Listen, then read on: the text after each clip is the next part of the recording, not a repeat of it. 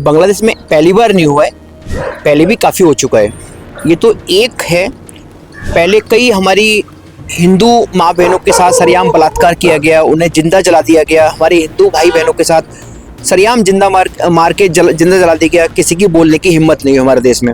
जय फिलिस्तीन कहने वाला वही बोलेगा जो अपने बाप की औलाद नहीं है, वही ओवैसी है। ओवैसी एक नाम का नेता है, वो अपने आप को बहुत बड़े मुस्लिमों की हमदर्द कहता है, बहुत बड़ा उनकी दुख दर्द कहने वाला कहता है। मगर वहीं दूसरी तरफ उसका भाई है जो अपने आप को वो आतंकवादियों को सपोर्ट भी करता है। देखो, मैं जेएनयू का नाम मत लो, जेएनयू एक आतंकवादी संगठन का अड्डा है। देखो, एक बात बता दूं, हमारे देश का मानव अधिकार सेकुलर नेताओं की दलाली का अड्डा है। मगर शरद पवार को तो एक पाकिस्तानी कुत्ता है जो पाकिस्तान के तलवे चाटता है। बांग्लादेश में बीते दिन जो है एक हिंसा हुई जिसमें एक हिंदू ने अपनी जान गंवा बैठे। इस पे बातचीत करेंगे। हमारे साथ बातचीत करने के लिए सिमरन गुप्ता जी हैं। सर, किस तरीके से देखते हैं कि बांग्लादेश में ऐसी हिंसाएं होती है और एक तरफ नारे लगते हैं कि एक है और सेफ है, उसके बाद ऐसी चीजें एक हिंदू को जान के अपने हाथ धो बैठना पड़ता है। देखो, पहली बात तो आप सबको बहुत बहुत धन्यवाद, जय श्री राम, है ना। ये बांग्लादेश में पहली बार नहीं हुआ है, पहले भी काफ़ी हो चुका है। ये तो एक है, पहले कई हमारी हिंदू माँ बहनों के साथ सरेआम बलात्कार किया गया, उन्हें जिंदा जला दिया गया। हमारे हिंदू भाई बहनों के साथ सरेआम जिंदा मार के जिंदा जला दिया गया। किसी की बोलने की हिम्मत नहीं है हमारे देश में। मगर वहीं दूसरी तरफ अगर फिलिस्तीन के ऊपर इजराइल हमला करता है या फिलिस्तीन पर हमला होता है तो हमारे देश के सेकुलर नेता ऐसे छाती पीटते हैं जैसे उनकी बहन, बेटी, माँ विधवा हुई हो। ये सबसे बड़ी दुर्भाग्य की बात यह है कि हमारे देश में सेकुलर नेता बहुत है। वहीं पर अगर बात करें, आपने बोला सेकुलर नेता, वो साफ पता लग रहा है कि विपक्ष को आप घेरते हुए नजर आ रहे हैं। चाहे कांग्रेस पार्टी हो, चाहे वो अदर कोई पार्टी हो, चाहे वो ओवैसी खुद हो, उनका कोई भी बयान अभी तक सामने नहीं आया क्योंकि यहाँ पर हिंदुओं की बात हुई है। पर वहीं पर आपने जब फिलिस्तीन की बात कर रहे थे तो वो संसद तक भी जो है पोस्टर आ जाते हैं, नारेबाजी होती है, जय फिलिस्तीन के नारे लग जाते हैं वहाँ पर। इसको किस तरीके से देखते हैं? देखो, जय फिलिस्तीन कहने वाला वही बोलेगा जो अपने बाप की औलाद नहीं है, वही ओवैसी है। मैं खुलेआम कह रहा हूँ। ओवैसी ने जिस तरह सांसद में भवन में बैठ के जय फिलिस्तीन कहा था, उसी के मंच पर पाकिस्तान जिंदाबाद के नारे लगाए गए थे। ओवैसी की बोलने की हिम्मत नहीं हुई, यही गलत है। ओवैसी बात करें तो ओवैसी एक नाम का नेता है, वो अपने आप को बहुत बड़े मुस्लिमों की हमदर्द कहता है, बहुत बड़ा उनकी दुख दर्द कहने वाला कहता है। मगर वहीं दूसरी तरफ उसका भाई है जो अपने आप को वो आतंकवादियों को सपोर्ट भी करता है। आज ओल्ड हैदराबाद से, मैं खुल के बता रहा हूँ, ओल्ड हैदराबाद से जितनी भी मुस्लिम बहनों को बाहर गल्फ कंट्रियों में भेजा जा रहा है, 6-6 महीने की कॉन्ट्रैक्ट मैरिज की जा रही है। इसमें इसी की पार्टी के नेताओं के हाथ हैं। 4 मीनार सिगरेट है, उसकी रॉयल्टी कितना खाता है? करोड़ों की जमीन पे कब्जा किया हुआ है उसने हैदराबाद में। अगर वाकई में ओवैसी इतना ईमानदार है तो पहले बकफोर्ड की जमीन पे कब्जा किया वो डाटा बता दे। 4 मीनार सिगरेट की कितनी रॉयल्टी खाता है वो बता दे। और ओल्ड हैदराबाद में, उसके आसपास में जितनी हमारी मुस्लिम माँ बहनों की शादी गल्फ कंट्रियों में कॉन्ट्रैक्ट मैरिज होती है, उसकी कितनी दलाली खाता है वो बता दे। दोनों भाई। वहीं पर अगर स्टूडेंट विंग की बात करी जाए तो जब कुछ भी बात होती है मुसलमानों के प्रति, कोई भी बात होती है कि किसी को मार दिया गया या फिर नफरत फैलाने वाले बयान होते हैं मुसलमानों के खिलाफ के, तो दिल्ली की राजधानी दिल्ली है, उसकी एक यूनिवर्सिटी है जेएनयू, वहाँ से लोग निकल के आते हैं, नारेबाजी करते हैं। जो सरकार के विरोध में भी नारेबाजी करते हुए वो देश के विरोध में चले जाते हैं सरकार की निंदा करते करते। वहाँ से अभी तक एक आवाज नहीं निकली। देखो, मैं जेएनयू का नाम मत लो, जेएनयू एक आतंकवादी संगठन का अड्डा है। वहां पर पढ़ते नहीं है, आतंकवाद को पढ़ाया जाता है। आतंकवादी किस तरह पैदा होते हैं वो जेएनयू में सिखाया जाता है। मैं तो सरकार से मांग करता हूँ कि जेएनयू को नाम बदल के बाबा भीमराव अंबेडकर यूनिवर्सिटी कर दिया जाए, महर्षि वाल्मीकि यूनिवर्सिटी कर दिया जाए।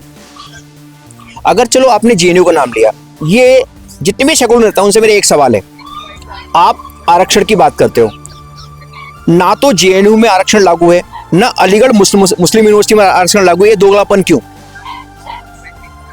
ये दोगलापन क्यों है, मुझे बता दो आप। अगर वाकई में आप कहते हो हम एक हैं तो सेफ हैं, तो जेएनयू में आरक्षण लागू कराओ, मुस्लिम यूनिवर्सिटी में आरक्षण लागू कराओ, तब बात करना एक है तो सेफ है। और खासकर ओवैसी जैसे दोगले नेताओं से एक बात करना चाहता हूँ, तुम वाकई में देश से प्यार करते हो तो जेएनयू में आरक्षण लागू कराओ, अलीगढ़ मुस्लिम यूनिवर्सिटी में आरक्षण लागू कराओ, और जो अलीगढ़ मुस्लिम यूनिवर्सिटी में जिन्ना की फोटो लगी हुई है उसे उतार के कचरे के डब्बे में फेंको, तब मानोगे तुम देश से प्यार करते हो। अच्छा, देश के लिए एक बहुत बड़ा काला दिन था 26/11, आपने सुना भी होगा। अभी कुछ समय पहले हमारे देश में वो आया भी था 26/11। तो 26/11 का जब समय हुआ था, एक आता है आतंकवादी, और आतंकवादी के जो है साथ खड़े हो जाते हैं मानवाधिकार। तो मानवाधिकार वालों का भी कोई बयान नहीं आया। तो ये तो फिर देखो, एक बात जरूर, हमारे देश का मानव अधिकार सेकुलर नेताओं की दलाली का अड्डा है, मैं खुलेआम कह रहा हूं। अभी एक फरीदाबाद में प्रोफेसर था, उसे हरियाणा सरकार ने पाकिस्तान की सपोर्ट में अरेस्ट किया, बंद कर दिया। मानव अधिकार के नेता सेकुलर दलाल रोड पे आके खड़े हो गए, डीजीपी को नोटिस कर दिया। क्या मानव अधिकार ने 26/11 हुआ उसके बारे में पूछा कुछ भी? क्या मानव अधिकार ने जो कल एक हिंदू नेता को मारा, हिंदू भाई को मारा है बंगाल में, उसके बारे में पूछा? क्या मानव अधिकार में ने 1992 में 250 से हिंदू लड़कियों के बलात्कार हुए थे अजमेर में, उसके बारे में पूछा? क्या मानव अधिकार ने 1993 में मुंबई में बम ब्लास्ट हुआ, जबकि हमारे देश के प्रधानमंत्री पीवी नरसिंह राव थे, हमारे देश के आपके जो चीफ होम सेक्रेटरी थे वो एनएन बोरा साहब थे, और महाराष्ट्र के मुख्यमंत्री टेढ़ा मुंह थे शरद पवार, जबकि टेढ़ा मुंह ने एक बात कही थी कि 13 जगह बम ब्लास्ट हुए हैं। इस घटना को एक सेकुलर रंग देना चाहा था, वो बताया था माही मस्जिद में बम ब्लास्ट हुआ है, जबकि आईवी के ऑफिसर्स, पुलिस कमिश्नर ये कह रहे हैं 12 जगह बम ब्लास्ट हुए हैं। मगर शरद पवार को तो एक पाकिस्तानी कुत्ता है जो पाकिस्तान के तलबे चाटता है ना, उन्होंने साहब का 13 जगह हुए हैं। उस टाइम हमारे देश के होम सेक्रेटरी एनएन बोरा साहब ने प्रधानमंत्री महोदय की देखरेख में एक कमेटी बनी थी, उसके ये एनएन बोरा साहब बॉस थे, उसमें कई आईएएस आईपीएस थे।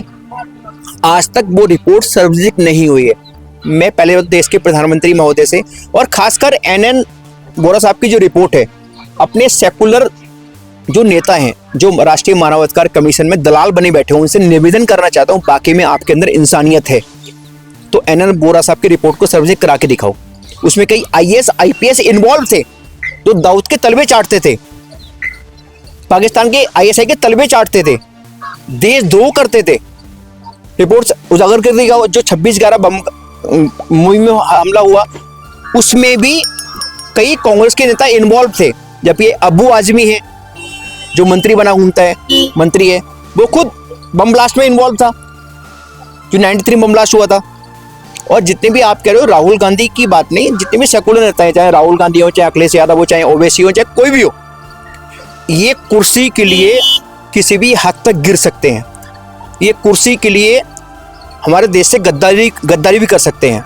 और मैं तो भारत सरकार से मांग करना चाहता हूँ कि चाहे कोई भी हो, चाहे मैं ही क्यों ना हो, अगर मैं भी किसी धर्म के बारे में बोलता हूँ तो मुझे भी 10 साल की सजा की जाए, कोई भी हो। धर्म की ही तो बात चल रही थी। फिर उसके बाद सोशल मीडिया पे ऐसी वीडियो वायरल होती है कि उसको लेटा के पीटा गया, पीटने के बाद टांग के जला दिया गया। साथ ही साथ चलो जलाया दिया, और वहाँ के जो जितने भी हिंदू दूतावास, जो हमारी इंडियन एम्बेसी थी, उसको भी घेर दिया गया। उसके साथ साथ मीडिया हाउसेस को तोड़ दिया गया। वहाँ पर कर्मचारी काम कर रहे थे मीडिया हाउसेस में, उनको 5 से 6 घंटे आग की लपटों के बीच में काम करना पड़ गया। मैंने क्या कहा, एक बात कह रहा हूँ कि पहले खुल के बोल रहा हूँ, मुझे केसों की परवाह नहीं है, या इतने केस एक केस और सही। हमारे देश में हम उनसे परेशान नहीं है। हमारे देश में एक कहावत है कि हिजड़े वो नहीं जो साड़ी पहनकर बाजार में घूमते हैं, हिजड़े वो होते हैं जो हिंदू होकर हिंदुत्व का विरोध करते हैं। इसीलिए इन जिहादी आतंकवादियों के हौसले बुलंद हैं। अच्छा, आप लगातार ऐसे में आवाज़ उठाते हुए नजर आते हैं कि जैसे मदरसे में कुछ होता है या फिर कोई भी मुस्लिम कम्युनिटी कुछ करती है गलत, तो उसके खिलाफ आप आवाज़ उठाते हैं। आपने 123 जो है जगह वक्फ बोर्ड के खिलाफ है दिल्ली के अंदर, उसके ऊपर भी आवाज़ उठाई। तो ये बांग्लादेश में जो निर्मम हत्या हुई है, एक ब्रूटल मर्डर ही कहा जाएगा इसको, तो इसके ऊपर आप क्या करने वाले? हमने एक मंडे को ज्ञापन देंगे प्रधानमंत्री महोदय और उनके लिए। उसके बाद हम लोग कोर्ट में, अंतर्राष्ट्रीय कोर्ट में जाएंगे, देखेंगे क्या होता है क्या नहीं। और मैं तो हमारे देश के युवाओं से, सनातनी भाइयों से एक बात कहना चाहता हूँ, जहाँ पर भी बांग्लादेशी देखो मारो, जहाँ भी पाकिस्तानी देखो मारो, निपट लेंगे जो भी होगा। अब तो यही करना पड़ेगा, जैसे को तैसा। जैसे कुछ ऐसा। तो अभी आपने देखा सुना, हमारे साथ बातचीत करने के लिए हिंदू सेना के अध्यक्ष हैं, उसमें बातचीत करने के लिए सिमरन गुप्ता जी थे। उनका साफ तौर पर यही कहना था कि बांग्लादेशी जो है जहाँ पर भी दिखे मारो, चाहे वो पाकिस्तानी दिखे वहाँ पर भी मारो। अब देखने वाली बात रहती है बांग्लादेश के अंदर ये जो एक निर्मम हत्या हुई है, इसके ऊपर सरकार क्या कुछ कड़े कदम उठाती है, ये देखने वाली बात रहती है। फिलहाल के लिए बस इतना ही। दैनिक डिजिटल लाइव के लिए दिल्ली से अभिषेक सिंह।